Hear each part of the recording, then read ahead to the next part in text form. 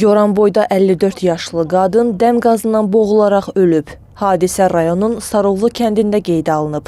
Kənd sakini 1971-ci il təvəllüdlü Aidə Eyvazova yaşadığı evin qonaq otağında dəm qazından zəhərlənib. Qadının cansız bədəni oğlu tərəfindən aşkarlanıb. Məlumata görə mərhumun oğlu evə gələn zaman anasını çağırıb. Bir neçə dəfə səsləndikdən sonra otağa keçərək qadını uzanıqlı vəziyyətdə görüb.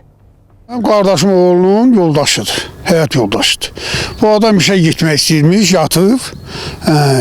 Vaxtı gələndə yəni işə gedəcəkdi. O da yuxu tutub, qazla boğub öldürüb. Qaz görünür artıb, zəhərliyib öldürüb. Bəlkə də 1-2 saat olub, heç kimin də xəbəri yox. Gəliyor o vaxt ki, bir daha canını tapşırıb.